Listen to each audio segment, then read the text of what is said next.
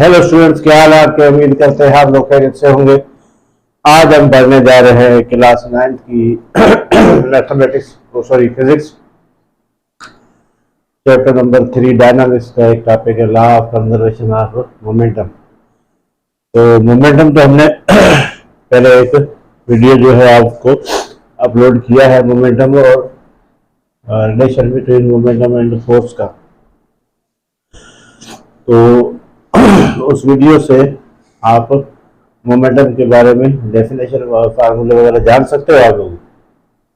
अभी हम पढ़ने जा रहे हैं law of conservation of momentum. और मोमेंटम जो है वो आपका एक कंजर्व्ड क्वांटिटी है। अब यहाँ पर ये बहुत ज़्यादा इम्पॉर्टेंट इस कंसेप्ट इस हिसाब से है कि जब भी बॉडी जो मुख्तलिफ सिस्टम होते हैं वहाँ पर बॉडीज एक दूसरे से कोलाइड हो रही होती है या कहीं पर एक्सप्लोजन हो रहे होते हैं, धमाके वगैरह हो रहे होते हैं, तो वहाँ पर भी इस तरह की चीज़ें, तो फिर वहाँ पर हम ये इम्पैक्ट और ये मोमेंटम की कंजर्वेशन बहुत ज़्यादा हमें हेल्प करती है चीज़ों को समझने के लिए। तो अभी आप समझे कि भाई यहाँ पर क्या होगा कि हमारे पास कोई इस तरह का सिस्टम है जो आइसोलेटेड है। आइसोलेटेड सिस्टम किसको कहते हैं, जहां पर पहले आप देख रहे आइसोलेटेड सिस्टम किसको कहते हैं ताकि हम इसको डिफाइन कर सकें। आइसोलेटेड सिस्टम कहा जाता है भाई सिस्टम तो यह है कि मुख्तलिफ बॉडीज जो है उनकी जो कॉम्बिनेशन है, इकट्ठे होकर कोई चीज पे फिनोमेना आ रहा है तो उसको हम सिस्टम कहते हैं। जैसे ये मेरा सिस्टम है, बोर्ड है, मार्कर है, कैमरा है, ठीक है ना। ये एक सिस्टम हो गया जो मैं इसके थ्रू आप तक पहुंच रहा हूँ। इसी तरह हर जगह पे कोई न कोई सिस्टम होता है, कुछ चीजें मिला के हम कुछ चीजें बना रहे होते हैं या परफॉर्म कर रहे होते हैं। तो इस तरह का जो सिस्टम है उसको विद इन बाउंड्रीज हो, विद इन बाउंड्रीज जो सराउंडिंग में हो, तो उसको हम क्या कहते हैं, एक तो सराउंडिंग होती है, दूसरी बाउंड्रीज होती है। तो जाहिर मैं अब देखिए बाउंड्री का मतलब ये मैं यहाँ से उधर चला जाऊंगा तो सिस्टम से बाहर हो जाऊंगा, आपको दिखाई नहीं दूंगा, गला खराब हो रहा है सॉरी। तो इधर जा रहा हूं तो भी आपको सिस्टम से बाहर जाके, तो सिस्टम का मतलब क्या, विद इन बाउंड्रीज होना चाहिए। एक सिस्टम एक महदूद होता है।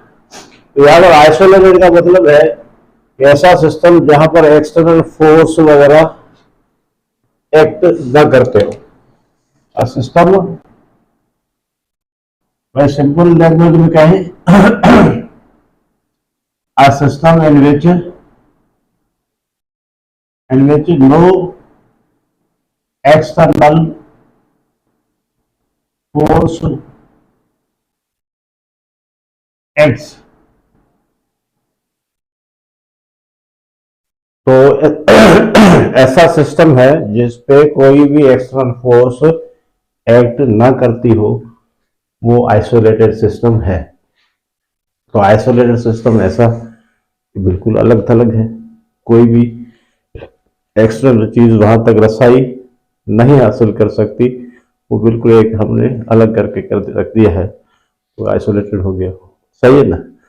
तो अब law of conservation of momentum का जो स्टेटमेंट है वो क्या कहता है, लॉ ऑफ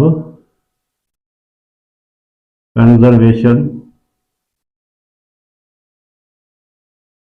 ऑफ मोमेंटम का जो स्टेटमेंट है वो कुछ इस तरह है।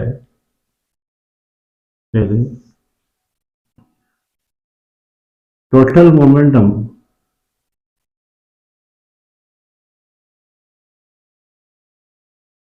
Of an isolated system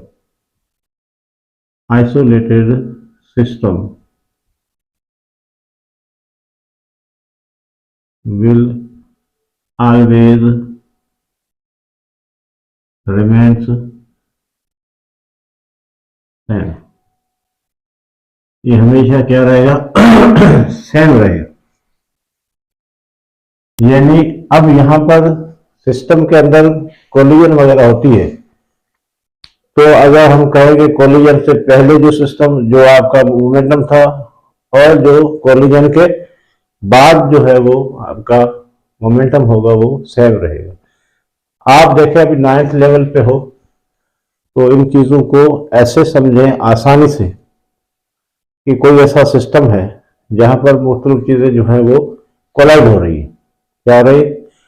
collide हो रही है। जैसे आपका गन और बुलेट का मामला हो गया, तो वहां पर गन गोली चलाने से पहले आपका कुछ कोलिजन होगी तो गोली बाहर निकलेगी, ठीक है ना।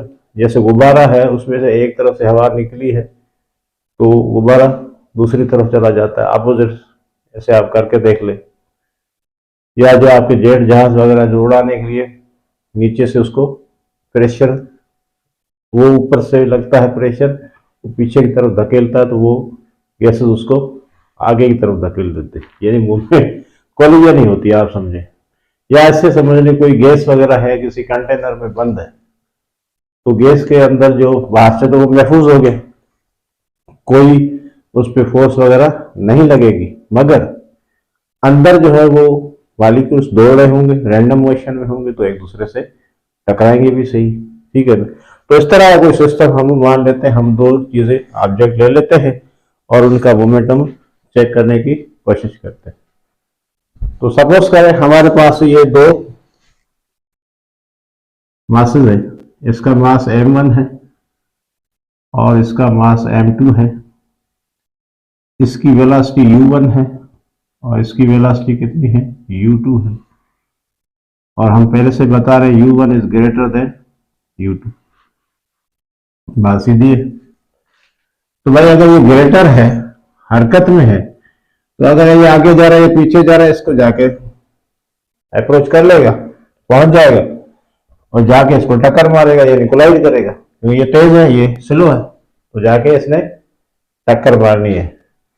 तो अभी हम देखते हैं बिफोर कोलिजन क्या होता है, मोमेंटम बिफोर कोलिजन क्या होगा। इसका क्या होगा? m1 u1। इसका क्या होगा? m2 u2। क्योंकि हमारे पास मोमेंटम, लीनियर मोमेंटम किसके बराबर है? p is equal to mv, है ना। तो भाई m मास कितना m1 है और वेलोसिटी की जगह हमारे पास u1 है, तो u1 इस्तेमाल किया।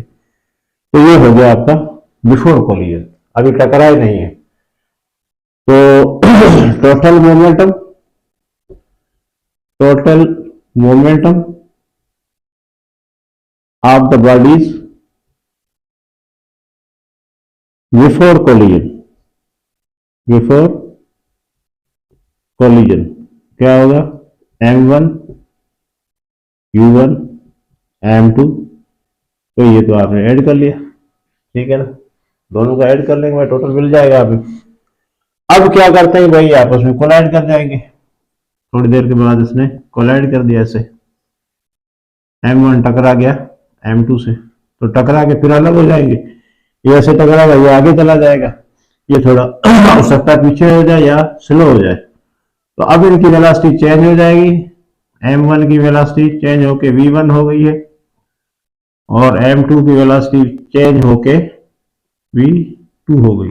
उसकी v1 और उसकी v2 नाम दूसरे भी, इसका मतलब वेलोसिटी चेंज होगी भाई। जो तेजी से जाके टकराया है तो उसकी वेलोसिटी कम हो जाएगी और जिससे जाके टकराया उसकी वेलोसिटी ज्यादा हो जाएगी। ऐसा समझ लो साइकिल वाला जा रहा है, पीछे से कोई तेज रफ्तार गाड़ी आके उसको टकरा जाए, साइकिल वाला तो उड़ जाएगा बेचारा, मगर आपकी गाड़ी की थोड़ी सी वेलोसिटी पहले से कम हो सकती है, सही है ना, खुदा न खास्ता। तो ऐसा ही हुआ है। तो यहां पर u1 पहले तेज था, अब v1 स्लो हो गया। u2 पहले स्लो था, अब ये v2 तेज हो गया, इन दोनों में फर्क आ गया। तो अभी हम कहेंगे टोटल मोमेंटम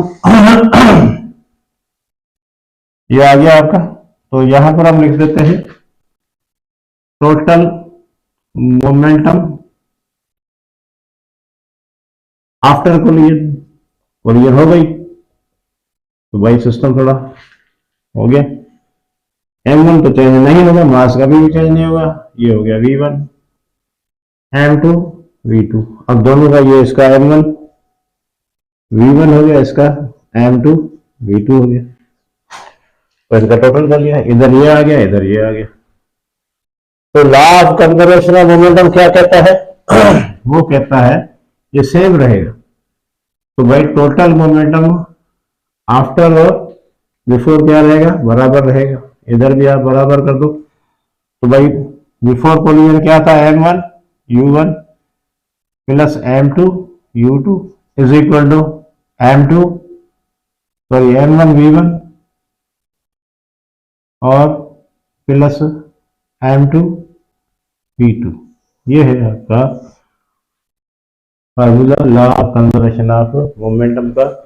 बिफोर कोलिजन और आफ्टर कोलिजन मोमेंटम सेम रहेगा, भले उन वेलोसिटीज में तब्दीली आई है, पहले जिसकी ज्यादा थी उसकी कम हो गई, उसने जो वेलोसिटी अपनी उसको दे दी, यानी हैंड ओवर कर दी, तो आपका कोई तब्दीली मोमेंटम में कोई तब्दीली नहीं आएगी। जो पहले था दोनों का जितना पहले था उतना ही टक्कर खाने के बाद उतना ही रहेगा। सिंपल बात आपको समझा रहा हूं। पहले जो तेज गाड़ी थी उसका मोमेंटम उसको दूसरी को दे देगा और वो खुद स्लो हो जाएगा। सही है, पहले वाली स्लो तेज हो जाएगी और अब वाली तेज है वो स्लो हो जाएगी। तो इस तरह मोमेंटम क्या रहेगा आपका, सेम रहेगा। इसको हम कहते हैं law of conservation of momentum, यानी सिस्टम आइसोलेटेड सिस्टम कोई भी होगा, अब बीच में कोई आइसोलेटेड को एयर आ गया, फ्रिक्शन आ गया, तो इस तरह की चीजें होगी, तो फिर तो ये गारंटी नहीं है भाई, फिर तो ये गारंटी नहीं है। ये घर आइसोलेटेड होना चाहिए, ना उसमें कोई दूसरी फोर्स का इंटरेक्शन नहीं होना चाहिए, सिर्फ बॉडीज का इंटरेक्शन होना चाहिए, कोलिजन होनी चाहिए दूसरी बॉडीज का या दूसरी फोर्सेस का, बीच में कोई जिक्र नहीं है। तो फिर ये आपका सिस्टम क्या रहेगा, सॉरी सिस्टम का आइसोलेटेड सिस्टम का मोमेंटम क्या रहेगा, सेम रहेगा। बकाया अगर कोई दूसरी फोर्स बीच में आ जाती है, जैसे मैंने कहा अभी फ्रिक्शन भी आ गया, हवा का रेजिस्टेंस भी आ गया और कोई आ गया, तो हम इसको अब वैलिड नहीं होगा। तो आइसोलेटेड सिस्टम में ये वैलिड होगा यहाँ पर दूसरी फोर्सेस का इंटरेक्शन नहीं होगा। ठीक है, तो सॉरी फॉर गला खराब था, अगर डिस्टर्बेंस हुई आपको, और अगर आपको वीडियो अच्छा लगा और समझ में आ गया ये law of conservation of momentum. देखिए हम 9th क्लास के हिसाब से ही चल रहे हैं, कोई ज़्यादा अपनी साइंस को नहीं झाड़ रहे, हम कोशिश कर रहे हैं कि भाई पहले आपको कंसेप्ट समझ में आए, तो ये दोबारा पढ़ेंगे, फर्स्ट ईयर में जाके पढ़ेंगे, आगे चल के पढ़ेंगे, तो आपका बिल्डअप होता जाएगा। तो इस वक्त आपने सिर्फ ये कंसेप्ट जहन में रखने के law of conservation of momentum है क्या, कि मोमेंटम जो है सिस्टम आइसोलेटेड सिस्टम का सेम रहता है। ठीक है जी, तो मिलते हैं हम नेक्स्ट वीडियो में। अगर चैनल को सब्सक्राइब नहीं किया तो प्लीज़ कर दे और वीडियो को लाइक और शेयर कर दे। Thank you.